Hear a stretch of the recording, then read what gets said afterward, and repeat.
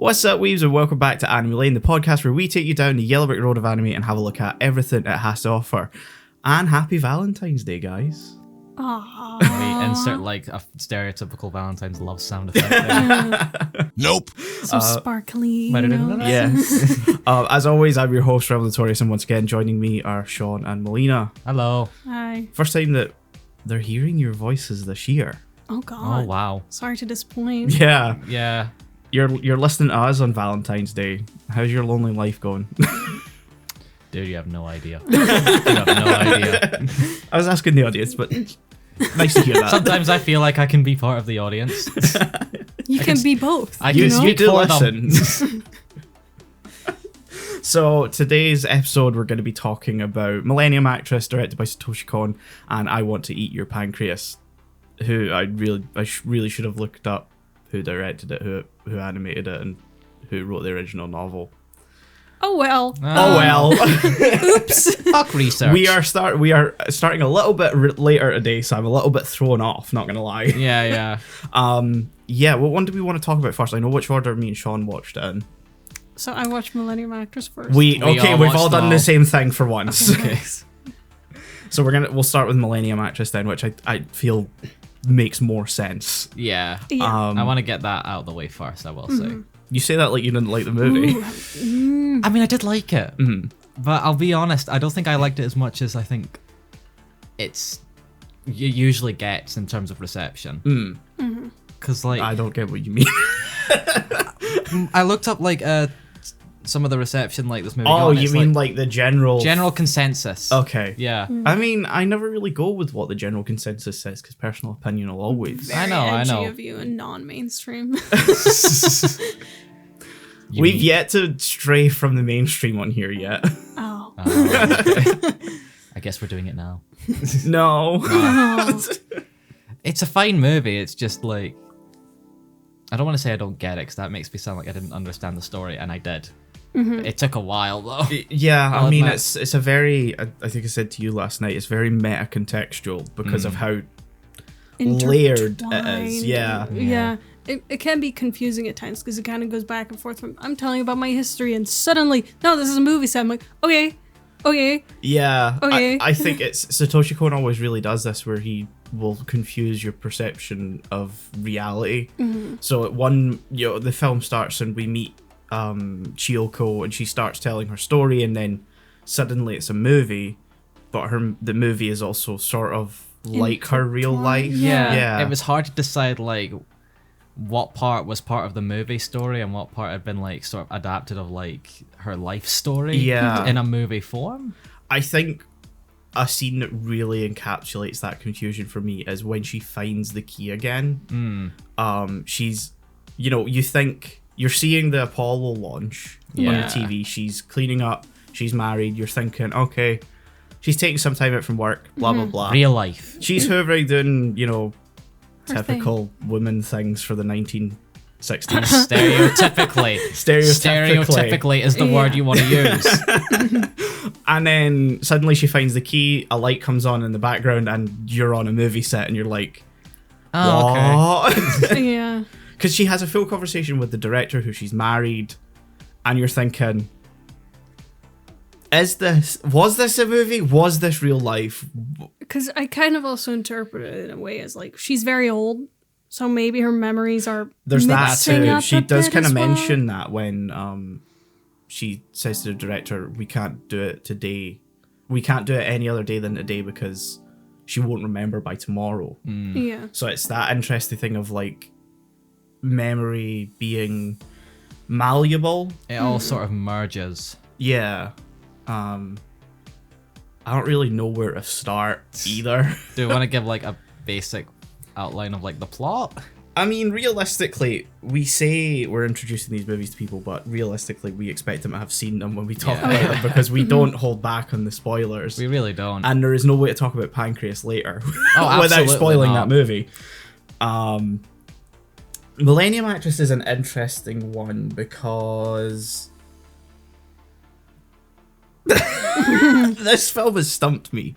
I've seen it twice. I understood it a little bit more in the second go round, and I appreciated it a little bit more in the second go round. I can imagine that. Oh happening. yeah. Yeah. I said that to you when you said, "Oh, okay, I'm appreciating this more the second time round."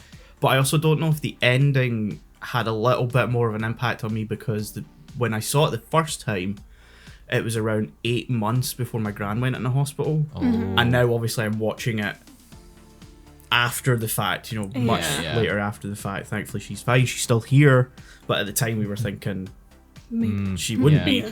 be. So I think that the ending has a little bit more resonance in that capacity. But then also it's an interesting one because this is a Valentine special, and we have picked the two most unconventional love stories that I think we could have picked. Doesn't that say a lot? Yeah. Because Millennium actress doesn't have the love interest present, like, at all. He's in it maybe, 3 times? He's in it for like Ish, mainly the first like 10, 20 minutes. Yeah. And then the rest of the movie is just like her trying to find him again. And then you find out at the end he was dead, like, He's the been- whole time. Yeah, he's been dead like since. Since the first time we see him. Yeah, After yeah. that, because they tortured him to try and get info, and then... Yeah. Because this movie takes place, or at least at the start, takes place during the war. Yeah, so it takes place... So they mention World War II, and it starts before that. And they're talking about Manchuria, so I assume they're talking about Korea, like the Korean campaign, and... I mean, Manchuria's in like China. I know, but, like, you gotta remember, they kinda... okay.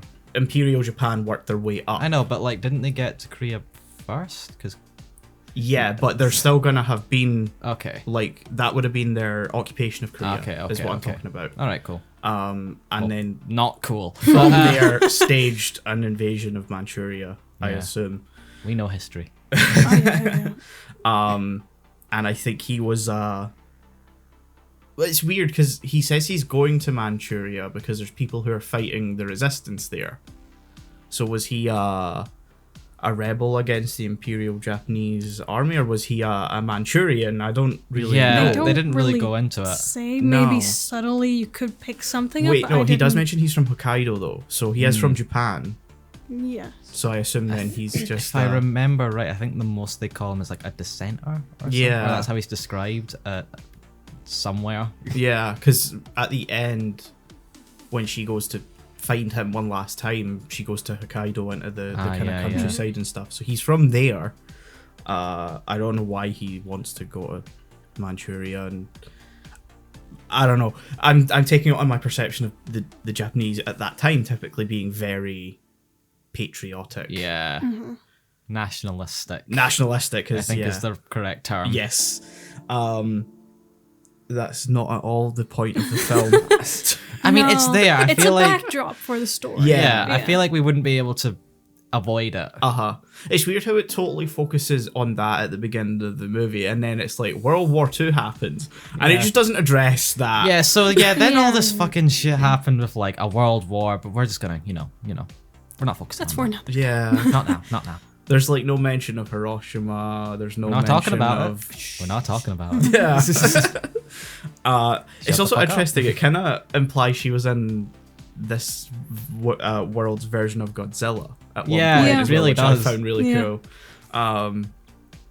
Which also somehow ties into her love story, weirdly enough. I And will- she's running towards him, and she's like, he's waiting for me there. And I'm like, are you talking about Goji? I will say that specific section where she's marching through like the snow and stuff, and like she's trying to reach like the area that you told her about in Hokkaido, but like then it cuts to Godzilla. At that moment, I literally just went, okay, what the fuck is going on at this point?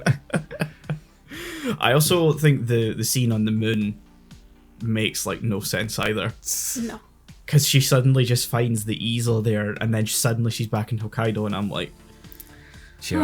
whatever. Like, I think scene to scene transition was done really well. Yes, the editing's It's- very good in this movie. That's absolutely beautiful, but boy, does it make for a confusing fucking time. Yes. Oh yeah. You're like, okay, so we're in Rio, and okay. Yeah, I don't know what's going on anymore. Never mind. I think it's interesting because I feel like it has an intended effect here in Millennium Actress, but we're going to be covering Perfect Blue soon, and it's so much worse in Perfect Blue, to the point that I finished watching that movie the first time and went, what is reality? Am I alive? Am I real? Am I gonna be stalked and wake up and find out I'm not me. It's like Hello World, but worse. Yeah, but that's Turtles All the Way Down. That I know. one. But it's the same idea of what is reality? Yeah. Is this reality? I think it's a... But it's a different kind of thing from what you're describing, I know. Millennium Actress is a nice movie, I think, in that it's sort of wholesome. Yeah. In a way. Like I said, I recognize it's a good movie. Uh-huh. I wouldn't call it bad at all. It's just... I guess I didn't jive with it in some places. I think I get that. I'm glad it's on the shorter side, I think, compared to some of the ones we've watched. A lot of them, they tend to stray more towards the 2-hour mark. Yeah, I did have a big sigh of relief when I saw, like, before I put it in, like, the time, and I was like, oh, okay, this is only like an hour and 20 minutes. Cool. Yeah, it's slightly shorter, which I think works more for what it's aiming for. Yeah. Absolutely. It would have dragged a lot Yeah. if you let it continue longer. Yeah. There are movies we've covered where I feel like that they could have cut some things down and they did drag because it was 2 hours. I think we've discussed that. Yeah, I think we maybe mentioned that for Galaxy Express, which is sort of a catch-22 in that you can't really tell its story less, but also it kind of drags at points. Oh yeah. Whereas Millennium Actress very much fits, I think, its runtime. Absolutely. It's weird when we come across movies that we aren't sure how to talk about. Yeah. Because I always feel like I have thoughts on what I can say, and then we sit down and I'm like, huh. How do I put this into words? Yeah. I mean, it's for me personally, this is like one of my little niches that I really like movies about film industry. I don't know what it is about it. I'm like, yes, sign me up for this meta bullshit. I love it. I would almost say it doesn't go enough into some of the movie stuff it brings up. I mean, There's a whole agree, yeah. rivalry between Chiyoko and The older Eiko, lady. the older actress, that's never really touched upon, other than obviously like she's the adversary in every film we see. I think that's one thing that kind of makes it a little easier to understand, is that every time we switch to a different movie, we're seeing the same characters in similar roles, so you can kind of understand the kind of flow of time. Like, it's not just like those main two actresses, but there's also like a group of like extras in every because you movie have that the talk police about officer stuff. from the beginning when the guy gets captured. He's like a recurring character throughout it. He's always like he's the noble samurai and the samurai picture and all this sort of stuff. But then it fucks it all up when he kind of shows up as an old man later, because then that sort of bending of reality is almost broken a little bit. Tiny bit, because he's not who we're seeing constantly throughout. No. Exactly, yeah. I had somewhere I was going with that. You've also got like the documentary like director. The director starts breaking the fourth wall and showing very much the like director. he is a great character, because he is basically the biggest fanboy of this actress, and is like, I will insert myself in this fan fiction style and save the day. I kind of loved that, because this is a fucking wild comparison, but there's like a direct to DVD like Lion King movie where that's the premise of. Like, they get Timon and Pumbaa and they insert them into other scenes from The Lion King where they very clearly weren't there. And, like, they're sort of interacting. It's like, as from what I hear, it's like a good movie. I haven't actually seen it, but I've seen parts of it, and it's just like, it's a more comedic sort of retelling of, like, the first Lion King movie. And it reminded me so much of that. It was weird. Yeah, that is an odd that's almost like the time you compared Ghost in the Shell to the Bee movie. Yes. Like, I get what you're saying, but it's such an odd comparison that I don't know where to go with that. I couldn't help but think that. Yeah. I get it. He was a nice, I think, comedic relief, but not in a haha, way more in a aw. Yeah, I think that's he nice. sort of showed up to help, like, because there's times where you kind of feel like the story's straying into a bit of an aimless direction where we're just going through the story from the movie, but we don't really, there's no real point to that. And then he'll kind of show up as a character that'll move it along, which is obviously he's the interviewer, so that's what he's there to do, is to push it along. All right, Miss Lady, get back on track now. He's like, I love this movie, but I'm gonna have to move you the fuck along to the point. And just little off jokes like, you're not wearing the right like period clothes. Yeah, I don't care. The cameraman's great because he's just there like, I don't know what the fuck is going on. How the fuck is this happening? Cameraman isn't getting paid enough for this shit. Cameraman gets close to death at least 10 times. Oh yes. I love the scene where he becomes a reference to Akira Kurosawa's film Throne of Blood, which in the ending sequence, Toshiro Mifune comes out onto the balcony and there's a bunch of arrows fired at him. And I think in real life there was no warning behind that, and so the fear you see in him is like genuine. And it happens to the cameraman, and I'm like, what an odd way to make a reference to such an iconic Japanese movie. They saw an opportunity and they took And they took it, yeah. Because we also have the recurring like ghostly creature. Yes, who really breaks the fourth wall a bunch of times. Yeah, I think her role to me is a bit confusing. Maybe on a rewatch I'd understand it better. At first she shows up, and I think she's either a continuing reference originally where she shows up to Throne of Blood again, or another Kurosawa movie that I've seen half of. Which one I don't remember. Something to do with spiders in the original title. Spider-Man? No. Japanese Spider-Man, come on. No, we're not talking about Spider-Man. Spider-Man. On next episode. Give it time. Give it time. Maybe the April What was I Fool's talking about? The Ghost Lady. The Ghost Lady. Yeah, so she shows up in context of that movie to sort of act as like throwing a curse on the, you know, Chiyoko's character. But then she continues to show up, and at first it's just sort of, you think it's somehow part of every movie she's in. Yeah. And then when she loses the key, in that scene, it suddenly, like, it breaks the scene, so you realise that she's seeing this in real life, and you're like, I don't know what's going on anymore. I don't know if it's maybe her subconscious, like, hatred for herself for continuing to... I sort of saw it as like near the end of the movie, there was a part of me that was like, is she supposed to represent the older version of herself looking back and being like, oh, I wish I hadn't done that? Yeah, because there is a point where I think it's when they're shooting the space one, and she's like in the cockpit, and then the earthquake happens, and she looks in her reflection after like it's all done, and it warps into the old woman. But I think you also sort of see a little bit of older Chiyoko before it fully like transitions into the old woman. So I think it is maybe her either looking back, she has some self-loathing over how she kind of followed through her life, or it's a constant thing that she's always been dealing with, is that underlying, am I doing the right thing? Because I'm chasing after someone who I don't think I'll ever see again. Yeah, I mean, we also still just have the question, she knew he died? Because at the end, she says, now I can continue chasing after him. Yes, she knew. She probably knew, but she was never told. Yeah, because it was clear that they mentioned, like, she didn't, no one told her he died. Yeah. I don't know if it was just, well, so much time has passed, he's probably died. I mean, when she's on her deathbed and he was already, let's face it, bit of a pedophile. Yeah. He was an older guy. He was older. She was like, what, 16, 17? That's pushing it, I think, even. I think she was maybe 13, 14. Yeah. Okay, yeah.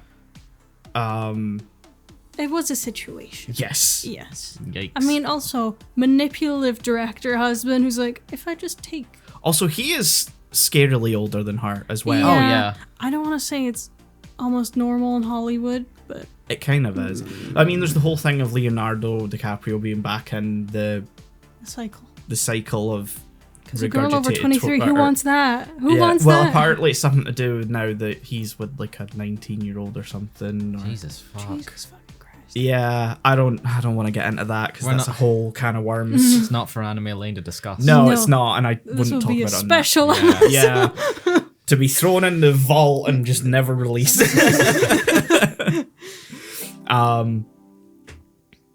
But yeah, the director. Yes. Yeah, the director guy. Asshole. Oh yeah, 100%. Asshole. Very Very, much a dick. manipulative. Manipulative. Because like he was responsible-ish for taking the key, Yes. and he was like, "Well, she's obsessing over this key. If I just take it." Yeah, I think it was his idea, because the way Eiko puts it is that she played the thief, Exactly. Yeah. but he masterminded it, and she felt. I don't want to. She doesn't say she feels bad about going along with it, but she says she shouldn't have done that, despite being like absolutely hating Chiyoko as a person. Yeah. Which She didn't. considering how long they've known each other by the point that comes up, should have been dealt with way before that. Oh yeah, Oh, yeah. absolutely. God. Yeah. Y'all got issues. Yeah. Yeah. Men ain't shit. We're not. We're really not. But yeah, she knew when she was dying that he would have been dead. Yeah. I think the director thinks that she thinks he was still alive, because he says that the police officer told him when he showed up and gave her the letter that he obviously tortured him to the point of death, and that he regretted that and blah blah blah, but he never told Chiyoko. Yeah. So he's been assuming she doesn't know, but obviously she's old as fuck, so Yeah. Sort of a good guess. yeah. At this point, it'd be a miracle if he was. Yeah, exactly. Especially, he's older, so. Yes, he would have been what, a good 10, 15, 20 possibly years older than Yeah. her. Yeah. We don't really get like a good look of. No, No. I would have said like 7, 8 years. I don't know. I think was so. thinking like his around face. 10 years plus. Yeah, at least. But yeah, he was dead either way. Yeah. But yeah, no, I like that end scene where she's like, I can continue to chase after him, which was just very nice, because even though she sort of doubted the feelings she had for him, and as much as we've just, taken absolute piss out of it being a little bit weird, Yeah. it is nice that kind of remained for her. Yeah. Because, she fell in love with the idea of him more than him himself. Yeah, I think Yeah. that was sort of what I wanted to say about the film, is that it's not so much a movie about romance, but about romanticism. Yeah. Infatuation. No, romanticism. You romanticize the idea of yeah, stuff, and it's like that, like you say about movies. It romanticizes the idea of the making of the movies, even if there's conflicts and there's weird people and downright assholes. She does romanticize it to a large degree, which is maybe what the tag should have been instead of romance. Yeah. Yeah. Oh well, it's too late now. I think it's I don't want to say understandable feeling, but if you have a crush on someone and you can like imagine yourself dating them, Yeah. I think that's kind of what she was striving. Yes, To get- we've all been there. We have all been there. And it's kind of like, I don't want to say endearing. To see It's her relatable. Yeah, it's Yeah, relatable yeah. in a way. Maybe a bit excessive. Yeah, when you're Yeah. in your late 60s, maybe early 70s, still. I'll find him. It's like, Yeah. Yeah, you yeah. will, Grandma. Yeah, Yeah. you will. At some point, you gotta move on. Yeah. Yeah. But I think you can almost admire her dedication to this strange man, older man. Dedication or obsession. Again, Yeah. infatuation. But infatuation fades.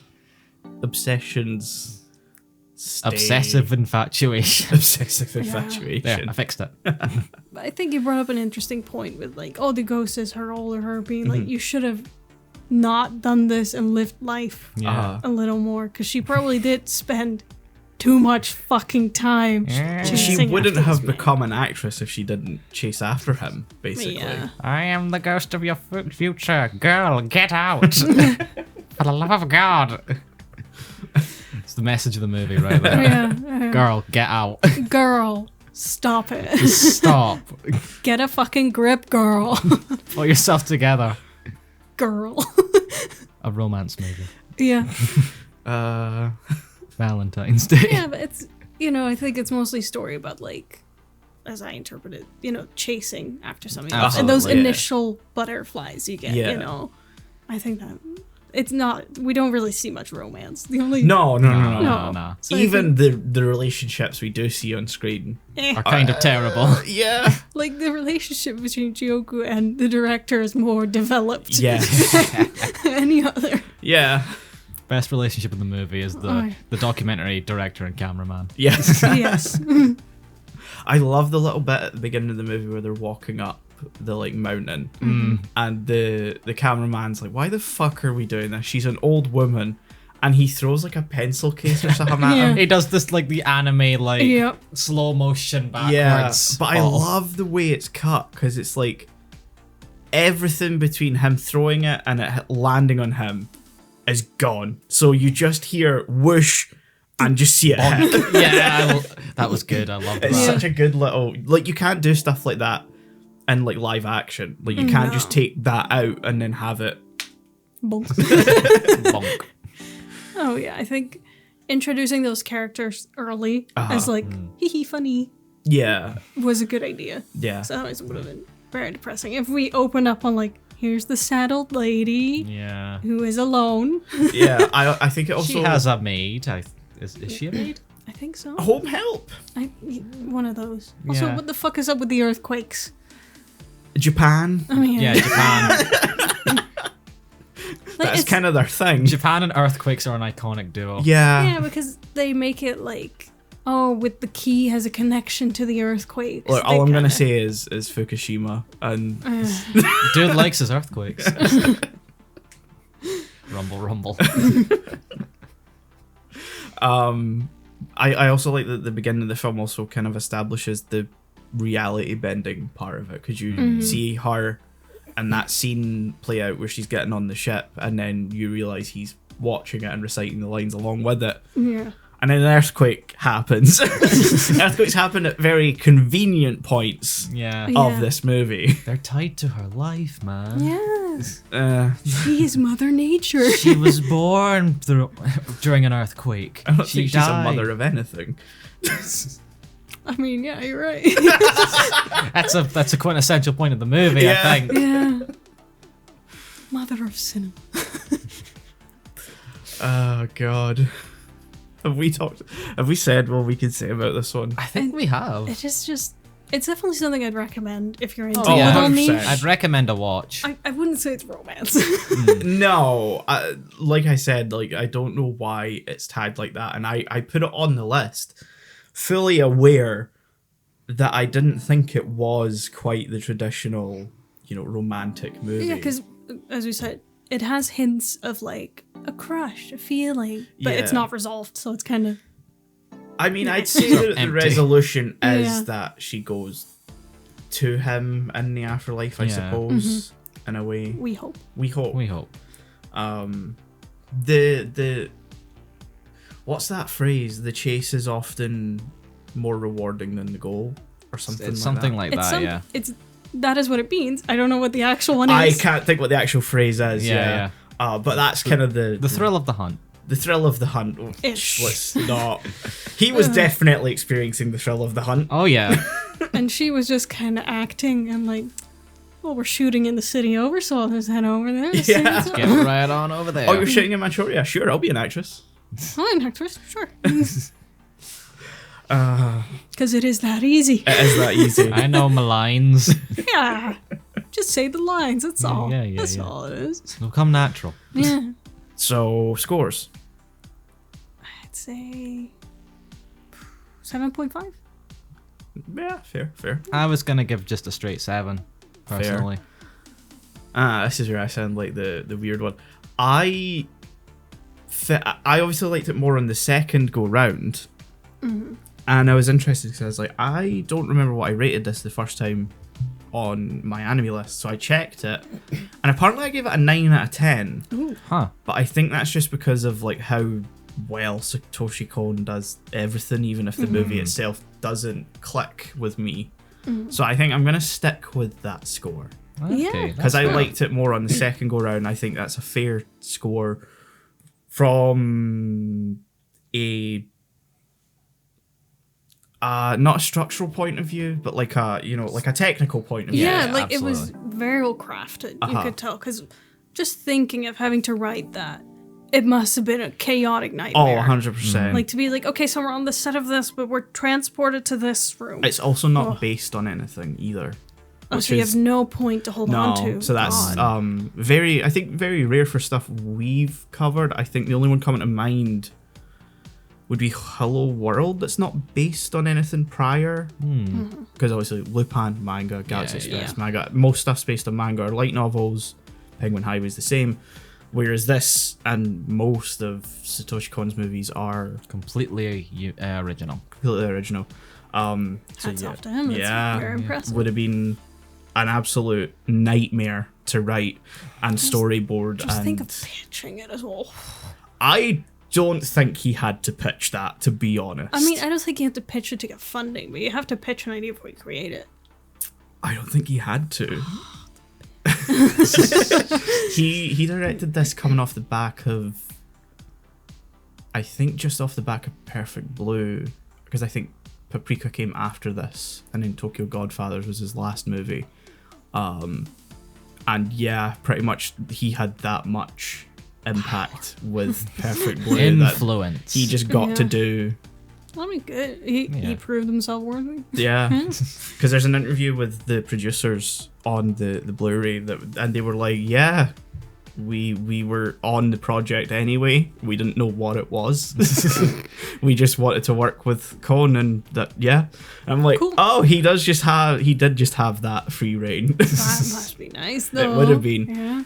Kind of like Quentin Tarantino, but someone needs to rein him the fuck in now. Someone needs to beat his ass. Yeah, sadly, Kon is obviously passed now. He only ever directed 4 movies. We've covered one. We've mentioned this one. This one. Yes, the one we're going to be currently covering talking about. Perfect Blue. We've mentioned Paprika, but we'll get to Paprika and Tokyo Godfathers eventually. Okay.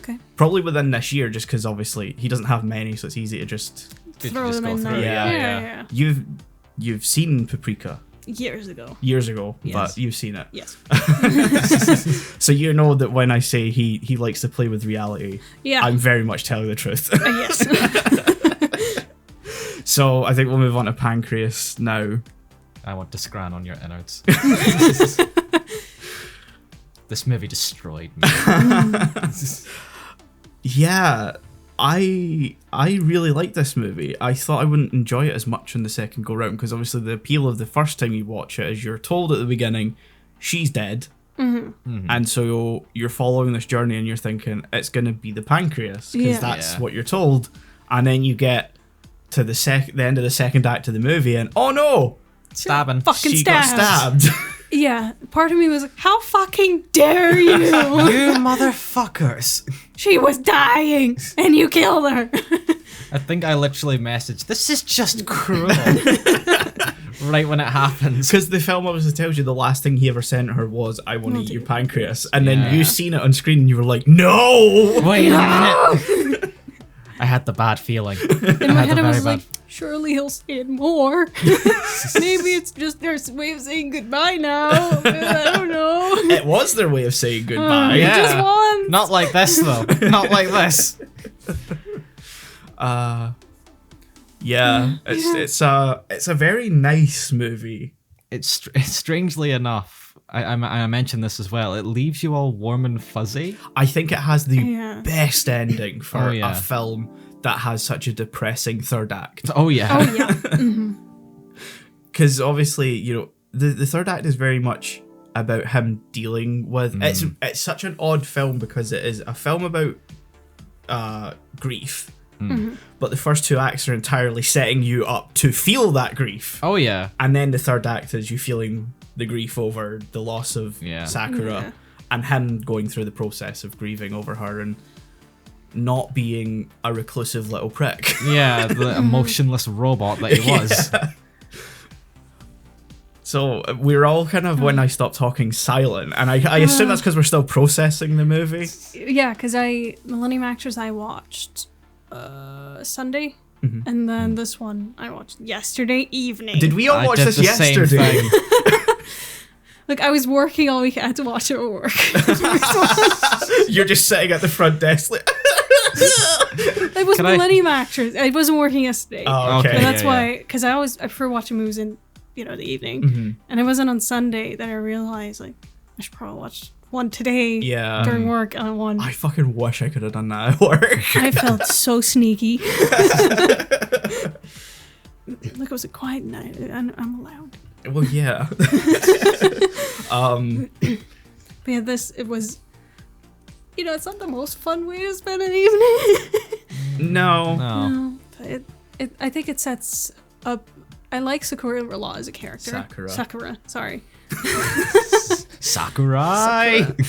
I think as a character, it's very interesting to see how she's so okay with dying, and it's not until the end that we're kind of like, when she was in the hospital, she's like, I'm actually very scared. Yeah, it's not until he reads her book. Yeah. It's very much that, like, you don't know what's going on underneath the surface type thing. Yeah, like she's wearing a mask full time when, like, she's actually alive. Yes. Because when you look at it from the outside, it's very admirable for someone, that's going through, I will be dead soon. Yeah. To have such a happy almost mentality about it. Like, I'd be concerned if one of my friends was like that. I'd be like, you can talk to me. You can be sad. It's okay. This is not normal. But you forget that Haruki does not give a flying fuck. Which I think is good. Well, that's why she liked him in the first place, because he's the only one that's not going to give a fuck. Because I think, we ever have something happen, and everyone is wants like, to help. And that there's one person, that sucks. Want a burrito? I'm like, you're my favorite person. Just having a quick, like, horrible happened. I'm not going to be here to talk about it. Let's just forget about it for a second. I don't want this shit. Stop giving me this shit. Exactly. And just to have her have that escape, it's like, he knows I don't have to have, the burden of having to tell him, because he doesn't care. No. Because that is, a burden. If you're, again, actively dying, you have to prepare yourself to have that conversation with people. And the fact that she didn't have to do it, but still experience friendship. Yeah. That's it. So it's an extrovert adopting an introvert. Yeah. And it's beautiful. She realizes how introverted he is, and she's like, even if I tell him, he can't tell anyone else. He doesn't have a fucking friend. No. He's mine now. Whether he likes it or not. It's a genius, like, chess master move right there. Yeah. Because the only reason he became a friend, I mean, maybe we don't know that, is he accidentally found her book. Yep. She didn't know whether he'd read it. She was like, dying. I'm dying. I don't know if he knew, but now I know. I do be ceasing to live. Yep. And just the casuality of it, like, be my friend till I'm dead. And like, doesn't sound like much of a commitment when you say it, but, Why don't you just do whatever you want before you die? I want to be your friend. Huh? Because the first question I kind of have is like, girl, why are you in school? Do fun shit. Yeah. And very early on, they make sure to mention it in the library. She's like, I just want to feel normal. I don't want my last days to be like everyone pitying me. I think that's like an interesting thing that's never covered by films that have the terminally ill character. It's always Disneyland. I'm gonna do the bucket list. Fault in Our Stars. Like, they're not living normal lives. They're living these romanticized versions of what it is to die. That sounded very aggressive. Yeah. Look, you gotta just get used to sentences like that when talking about this movie. Yep. Thing is, I kind of liked The Fault in Our Stars, the book. I've not seen the movie. I've seen bits of the movie. I've seen nothing of any of it. It's okay. I'd recommend the book. Yeah. I've heard it's good. I've heard it's very sad. It is kind of sad. I admit, I was on my way to work while listening to the last chapter of the book, like... I just sort of... The most I know about Fault in Our Stars is when the movie was coming out, I was in, like, S2. Like, second year of high school. So, like, so many, like, girls in, like, my year were obsessed with it, and I was like, I don't care. I remember it was like in the dystopian book era. Yes, and those two main characters from Fault in Our Stars were in it, so everyone was it Ansel Elgort and the girl, and they were in Allegiant. Yes. Or was it Maze Runner? No, Allegiant. And Divergent, that bit. Divergent. Yeah. Divergent. Allegiant is one of the movies. Allegiance is the second one, I don't believe. fucking And there's care 2 about others. There's 4 of those bastards. They're a nightmare. Of all the dystopian movies, they're the worst. Yeah, those are... No, because I think the Maze Runner never even got the sequels. Yes. No. Did it? I got one. Yeah, it got one. I got one, so it never Scorch got, like... Trials. Not that I've seen I think it, the Maze Runner is the only one to not get the full mile out of it. because they came late to the game. They did. Yeah. All of them are Anyway. boring. Where were we going? Girl dying. Every Oh, yeah. like, you know, traditional story about the terminally ill character is all about, I'm gonna die, do all of these things with me, whereas it's like, I'm dying, help me live a normal life. Yeah. And Yeah. sure, they do some of the bucket list Yeah, things, do but they're some of these ultimately things, but- They're normal very things. mundane Yeah. things. They're Like, the yeah. teenage experience, I think, is how I would put it. You know, Yeah, she going wants to- and playing Truth or Dare. Yeah. It's the small things. You Uh-huh. know? It's very sweet, I think, for her to Yeah. be like, I'm very down to earth. I like, because she mentions we all die one day. No one. Why do only terminally ill people make a bucket list of these extravagant things? Yeah. It's like, I don't want to live a normal life. Do 'Cause normal that's- girl things. Bart, I think we're gonna die. We're all gonna die, Elise. I meant soon. So did I.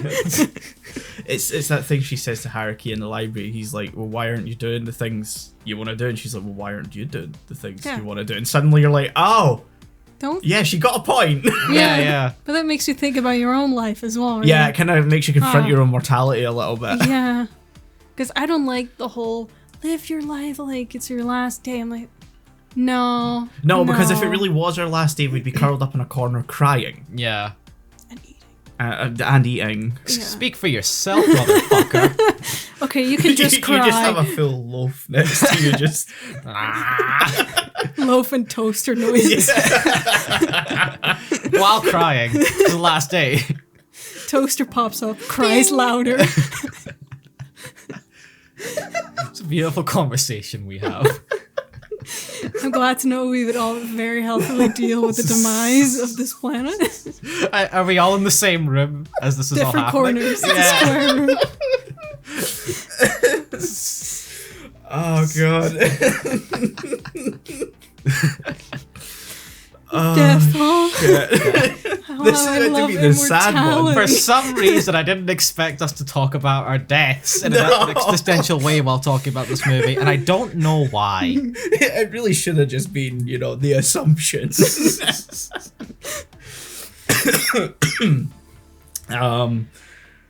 What was her fucking point? She's doing normal people She's things. doing Yes. normal people things. Fuck, where were Yeah. we in the movie? What was going on? What were we talking about? Where am I? What's We're in our reality? corner. Breathe. It's not our last day. I'm now just thinking of the Nickelback song. Stop it. Get some help. I'm I'll Michael stop. Jordan. Shit. I could see your face slowly start to turn red from all the laughing. What? Can we move on? Can we Yes. Yeah, yes. Breathe. Oh. Breathe. I'll talk about one point that I'm weirded out was not resolved. Mm. When he fucking pins her down on a bed and we are Oh, like, Oh, what yeah, the it does fuck? not address that whatsoever. What, you mean the The most only- uncomfortable part of the whole movie? Yeah, so she kind of pushes him up against the book frame, Mm-hmm. like, I want to do something naughty with a boy that's not my boyfriend after he rejects her. Yeah. You're not interested in me whatsoever, are you? That's better. No. And she sort of made it clear that she didn't want like that stuff either. But then she goes all into this prank. Yeah. And then she's like, haha, joking. Ah, lol. And I'm assuming the only, like, it's not even a logical explanation, but the only thing I can be like, it's like teenage hormones. I don't fucking know. Yeah. I don't know how to explain that scene either, to be No. honest. Yeah, it just happens. Yeah. And then she just kind of, I don't want to say she forgives him necessarily, but we kind of gloss over it. Yeah, I think another situation comes up and That sort of not overshadows it, but like it kind of in that I mean, moment. he got beat up Yeah. outside, and she was like, don't beat him up. because every other character cannot comprehend the idea that they are friends. Yeah, which says something culturally. the whole. maybe. I mean, no, I feel like this would be the same here. Yeah, you definitely it's- get it. You would like.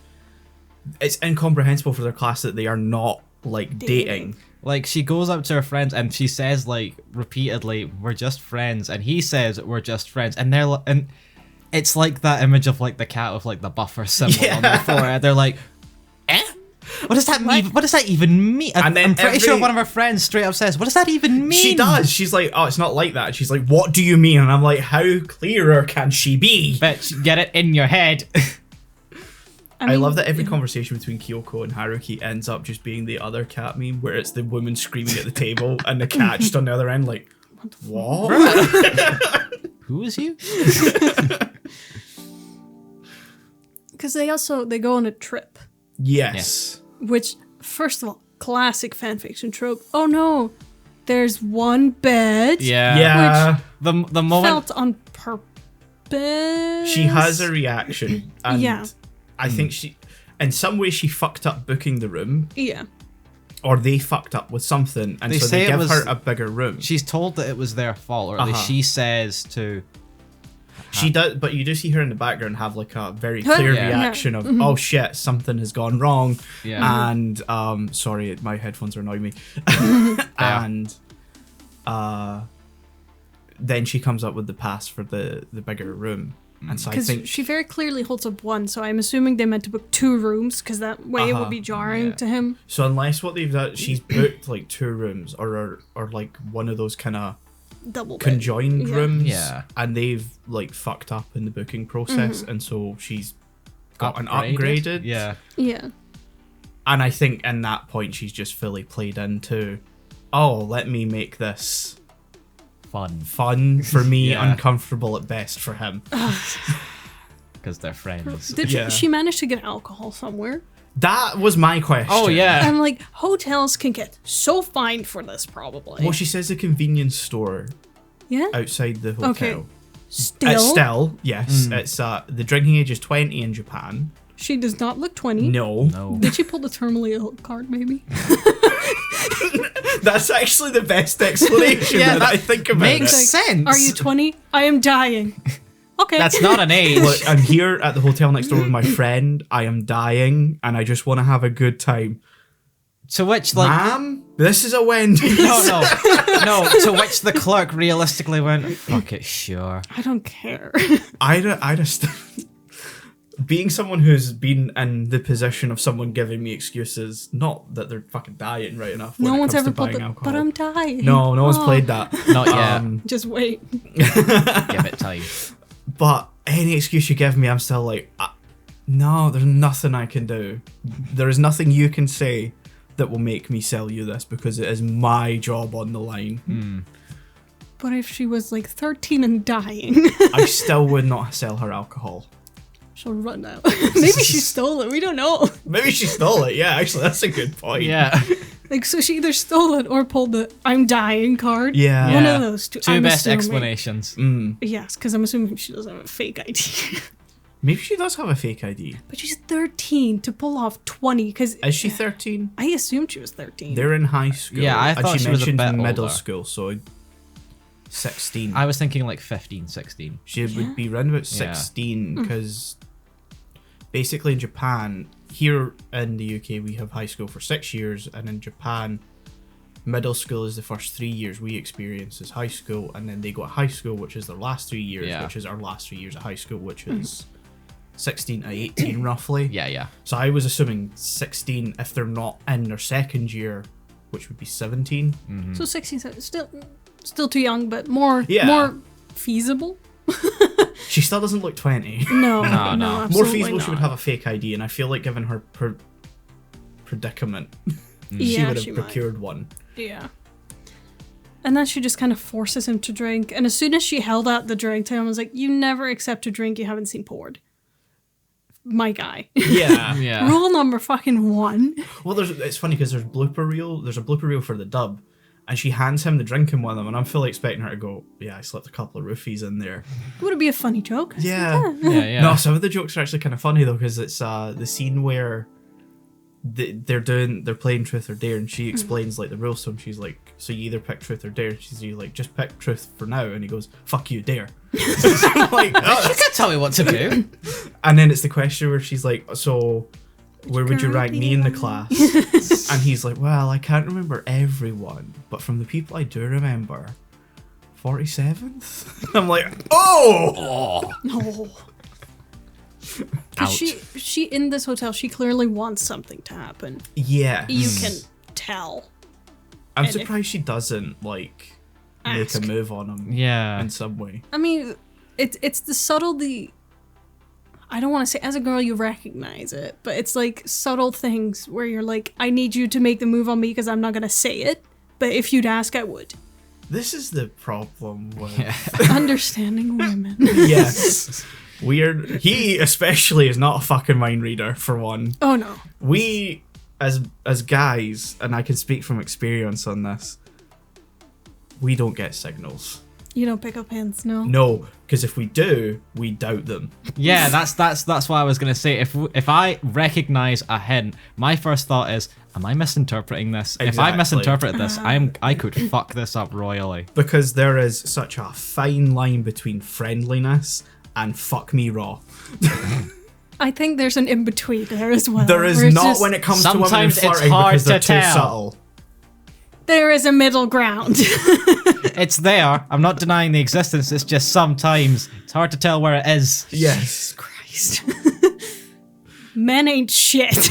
Men cannot do subtlety, so we do not understand subtlety. We ape brain. It's okay. Women give subtle hints, and it's a subtle thing that, oh, you need to carry me to a bed. That is a very physically close thing. At the same time, that could just be a joke. Yeah. I would fucking joke about that. I know. I have friends who would joke exactly. like that. I know girls that would. Yeah. Jesus Christ. The thing is, you said that, and I could picture someone that I know who would do that. Okay, but imagine a situation. You and that girl in a hotel together. She would totally fuck with me like totally to mess with you. Yeah. Jesus Christ. Women are so manipulative. That's not even like a manipulation thing. No, but I think... It's for the prank, bro. Yeah. I think in that particular scene, it was kind of to make a move on him. I don't know. Like, I never read that scene as being particularly romantic. No, I wouldn't say it's romantic, but it's Because her it's kind of dropping hints like, hey...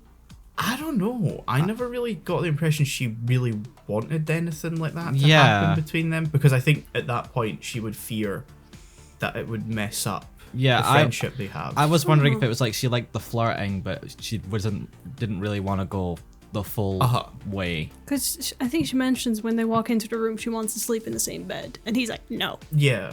Which is, it's fine. Yeah, I was gonna say like, I understand why he doesn't out of respect. Yeah, you don't start off with that. You start off, and what do you want me to just like sleep here? Yeah, if someone offers, the first thing you do is like, no, I'm fine. If they insist, you can't, you know. Yeah. She definitely insists. She doesn't give him the room to insist that he sleeps on the couch. No. And she also just kind of sprawls on the bed when she lays down. She's like, you're sleeping here. Where? Just lay on the end like a fucking cat. Curls up in a ball in the corner. This is now an abuse story. Their friendship kind of does at times. It really does.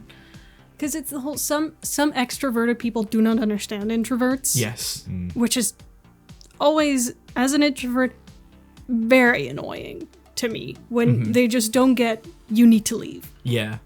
Or they need to leave. Yes. They don't understand the language of fuck off. Yeah. Yeah, like, you know, when they meet, when they're going on that trip, she's like, oh, aren't you like feeling really lucky you're going to come on this trip with me? And he's like, it's not so much a trip as a kidnapping. And I'm like, yeah. He has a point. I didn't agree to this. He didn't bother to pack. He just was like, he shows up with a book, which means he was going somewhere else when she's asked him about this. Yep. Exactly. Like, it's the whole extroverted friend. I was like, let's go here. I'm like, I need 4 business days. I'm sorry. I need time to mentally prepare. Yeah, I can't just go. Where's my 3-week notice? Yeah, come on. What's this? This goes against her contract. Yeah. Come on. She did totally kidnap him, though. She does. Oh, yeah, for sure. And they didn't really, as much from what I remember, they didn't do much on this trip. She no, just they kinda literally wanted went to be, the hotel and that was it. Yeah. Fun. Yeah. Good old teenage fun stuff to do for a day. Also, don't you have to be, I don't think children can rent hotel rooms. You have to be 18. For us. She pulled the I'm dying card. This could, further the theory that she has a fake ID. That's an interesting one because there are a lot of anime that have this. Yeah, it's a common trope. Where the main characters end up in a hotel and they're... So I wonder if hotels... Now, this is going to get into a conversation I really was hoping would come up at another point. Where there are standard hotels in Japan. Oh, I think I know where this is going. And then there's love hotels. I know about those, yes. And love hotels, you need to be 18. Yes.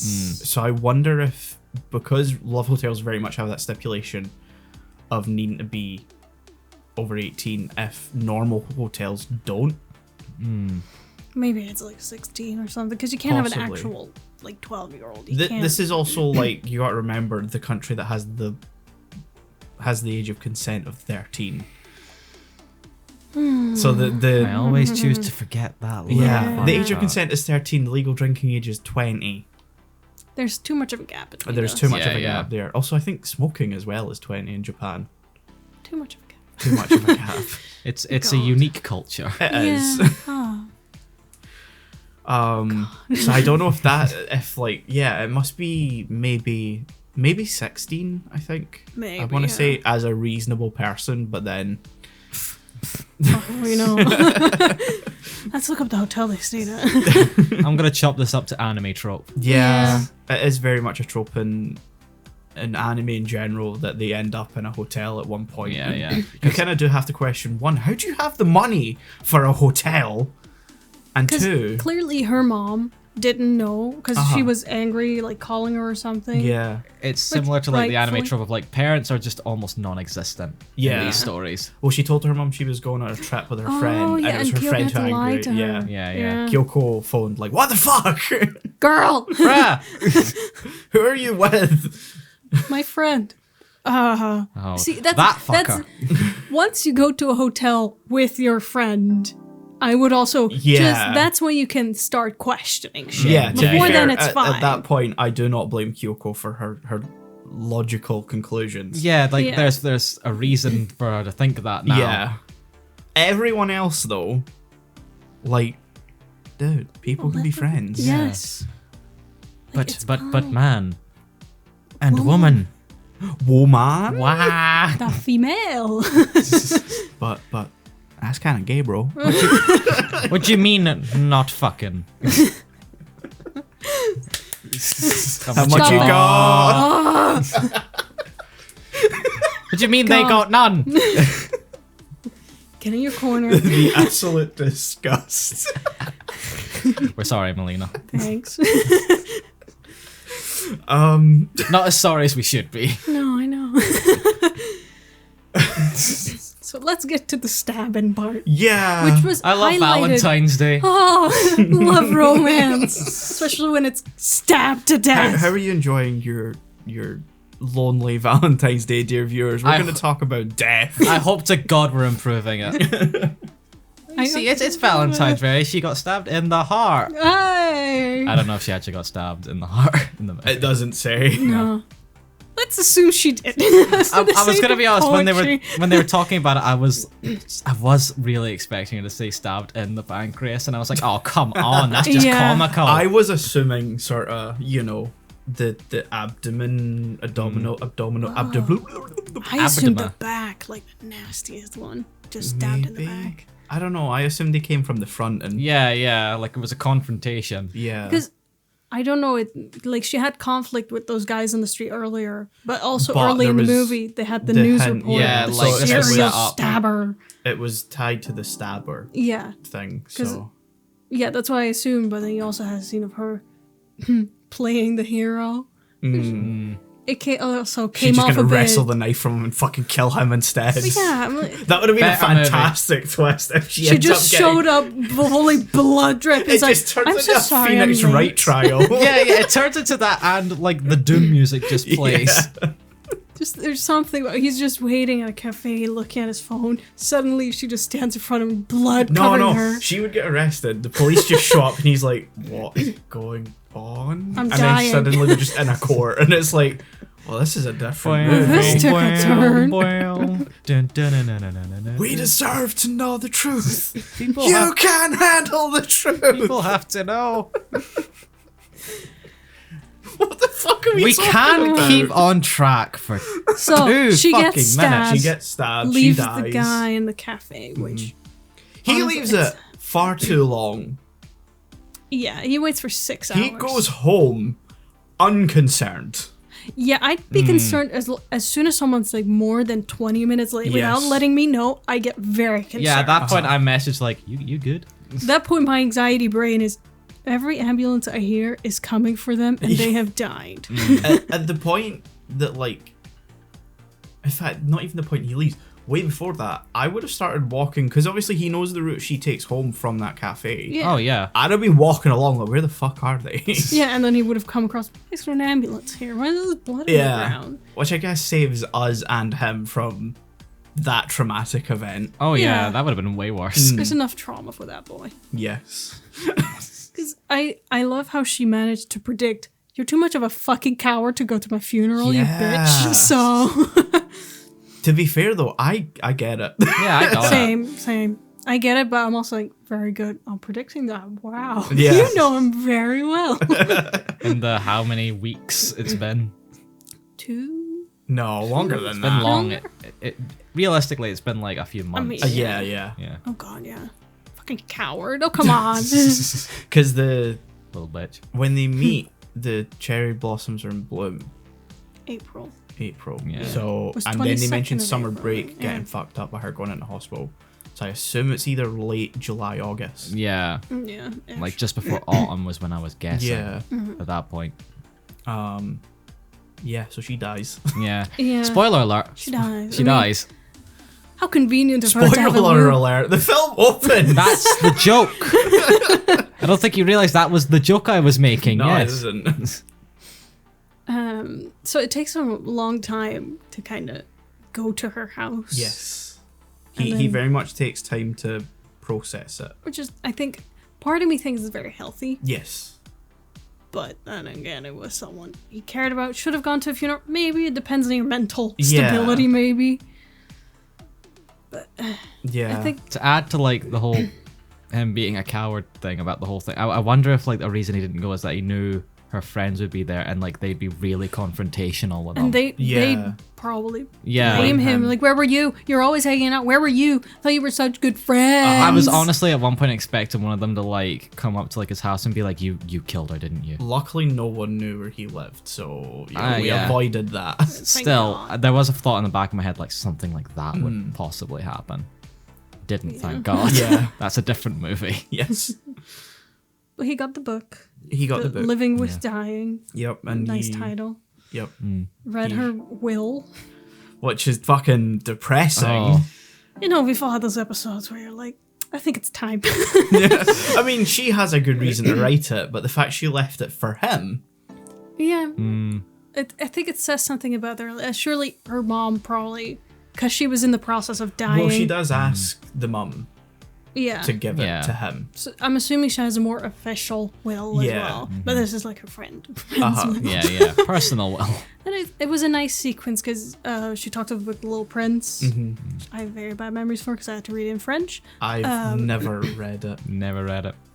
I'm aware of Not it. worth it. And I know something about an elephant, a snake in a hat. I'm gonna be honest. I didn't really know it existed until this movie. So As an actual book. all the last scene of her kind of dancing around this world, that's the world from the book. Oh, that explains It's very that. recognizable drawings and everything. It's, oh, that's nice. Okay, I did wonder what that was all about. Yeah.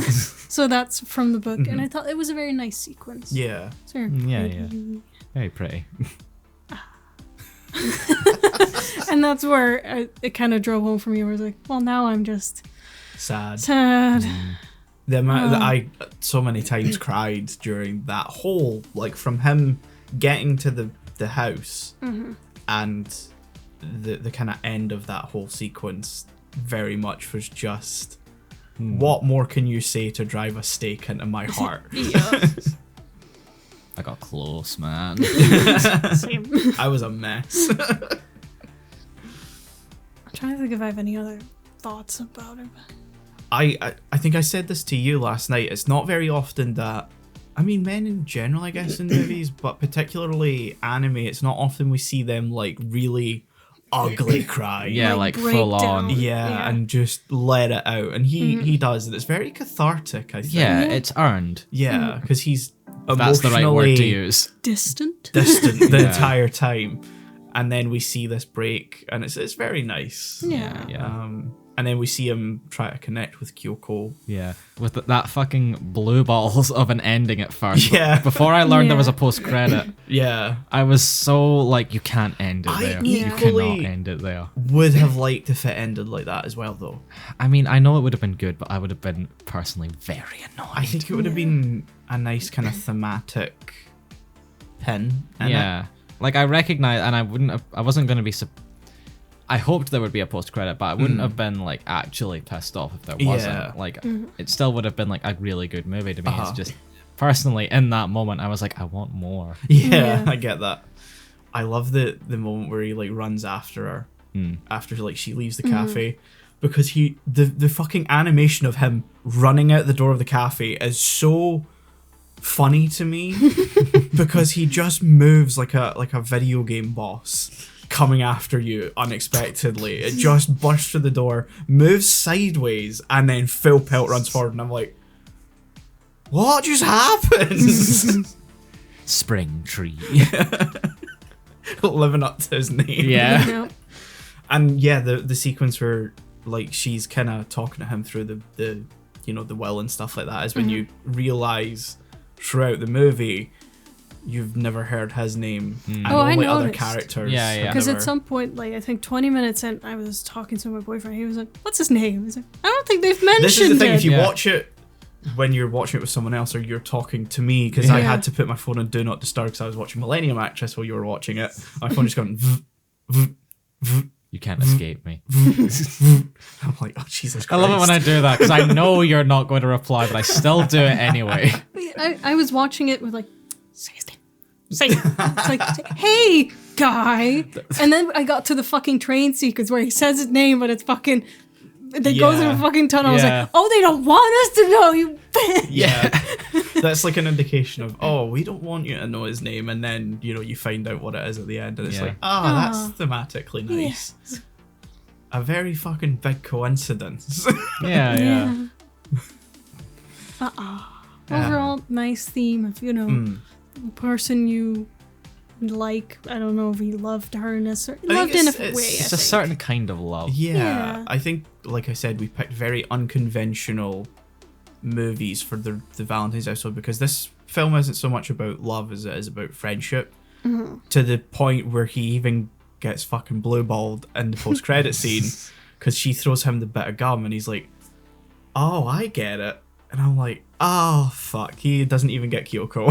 Yeah, I was going to say, I was very sad that like it didn't end with them sort of in a sort of relationship. Yeah. Because I was like, that makes so much sense. Yeah. Yeah. I think if Would've been we really seen cute. a little bit more of like the gum guy wanting to be with Kyoko, that would have been Yeah. I want to state, by the way, I looked up like just the movie like after, and that guy's literally listed as a character as Gum Boy. Yeah, I kind He of doesn't get a name. that. He doesn't deserve a name. No, he's Gum Boy.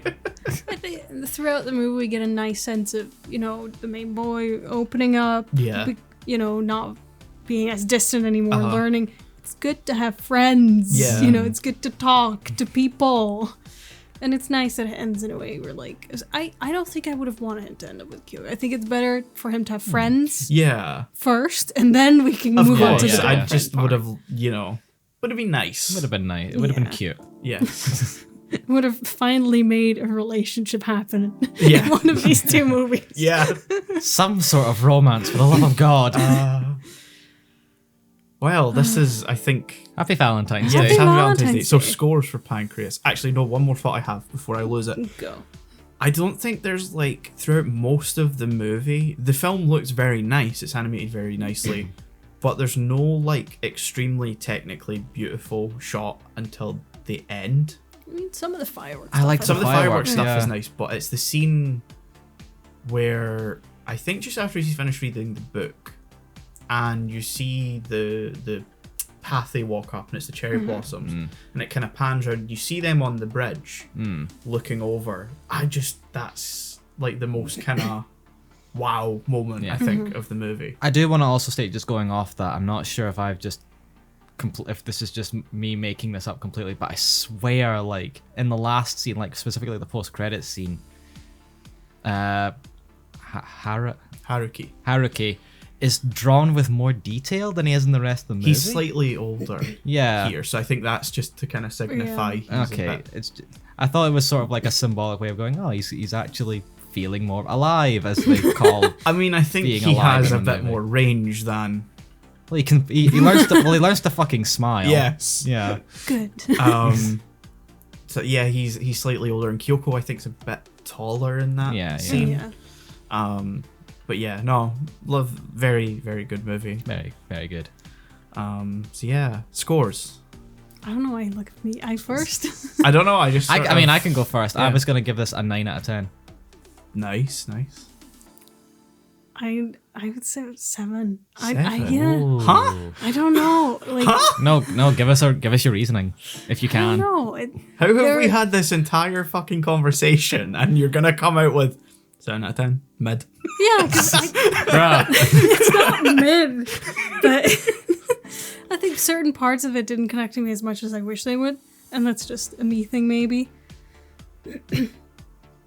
Nah. No, I know. I'm sorry. I'm gonna go 9. 9. I'm not gonna go.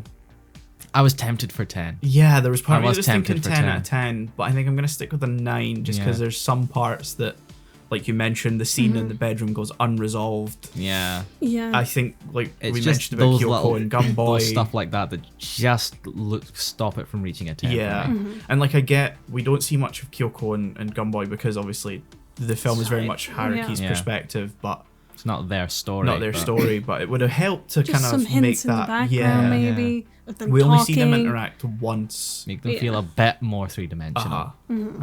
So yeah, this has been the Valentine's episode of Anime Lane. You're not sure how to end this, are you? I'm just Romance thinking, how is does fun. this how is this a fucking Valentine's episode? Put in that sound effect from the beginning again. Oh hell no! Love. Thank you for listening to this episode. We're gonna be on a bit more of a more planned out kind of approach this year. We have like 6 months worth of stuff picked out. We have a plan. Come back on Friday, because this is coming out on Valentine's Day, which is a Tuesday. But we are going to have the regularly scheduled episode that's going to come out on Friday with Lupin, the Third Dead or Alive, and Wolf Children, which we totally didn't record 4 months ago. Why are you giving away all of our secrets? They don't need to know. And then we've got some interesting stuff on the horizon this year. Interesting, Go and listen to that, where we're probably going to end up talking about Bullshit. bullshit, where we've been away for 3-4 months without recording anything. Yeah. So there's a lot to catch up on. We'll probably talk a little bit about what we're thinking about for the year, and we'll talk about stuff to do with Anime Lane over there as well, because I don't want to run any longer on this than we already have, looking at the time. So yeah, I hope you have a good Valentine's Day, you lonely fuckers. And for the Air Oasis, I see you. I know You why are you're valid. here. You are Let's very wait valid. for tomorrow and get those chocolates. Yes, get them yeah. on discount. Yeah. Stuff your faces. Thank you for listening. Goodbye. Bye. Bye.